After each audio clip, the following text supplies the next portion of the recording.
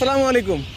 আমরা এখন যে জায়গাটাতে আছি এই জায়গাটাতে জানি না পাখির শব্দ কেমন শোনা যাচ্ছে, কিন্তু পাখির ড্যান্সলি যে পপুলেটেড এখানে বোঝা যাচ্ছে সেটা আসলে আধুনিকতার ফলে বিভিন্ন দালান কোঠার কারণে বর্তমানে গাছের সংখ্যা খুবই কম, এবং গাছের সংখ্যা কম হওয়ার কারণে যা হয়েছে যে পাখিরা আদালত আদালত আদালত ফিল্ড বলে শহীদ মিনারের পাশেই আদালত ফিল্ডের গাছগুলোতে মানে তারা আশ্রয় নিছে।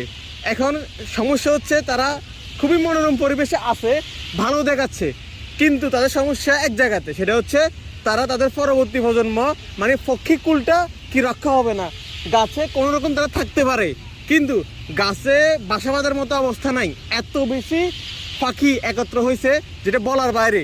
আমি পশুপ্রেমী মানুষদের প্রতি আহ্বান জানাবো, ছাগল সহ বাইরের যারাই আছেন, এই গাছগুলোতে যদি পাখির ডিম ফাটার জন্য বসার জন্য একটা ব্যবস্থা করা যায়। বিশেষ করে এখন অনেক কলসি পাওয়া যায়, কলসির ভিতরে কি গাছে পাখি ভিতরে ডিম ফাটতে পারবে, বংশ বিতরণ করতে পারবে, বংশ প্রজনন করতে পারবে, সেই ব্যবস্থাটা যাতে করা হয়।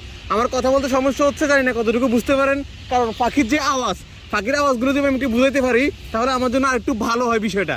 ঠিক আছে, আসলে এখানে আসলেই আমি আরেকটু ক্লিয়ার করি, জায়গাটা হচ্ছে আদালত ভবনের যে পুকুর আছে, পুকুরের চারপাশে যে গাছগুলা, এই গাছগুলোতে হাজার হাজার পাখি আশ্রয় নিচ্ছে।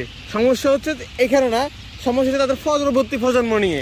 তারা এখানে ডিম ফাটার মতো পরিবেশ পাচ্ছে না, কারণ এখানে কোনো রকমের তারা দাঁড়াইতে পারলেও, রাত্রি যাপন করতে পারলেও তারা ডিম পাড়তে পারবে না, তারা এখানে পরবর্তী প্রজনন বৃদ্ধি করতে পারবে না।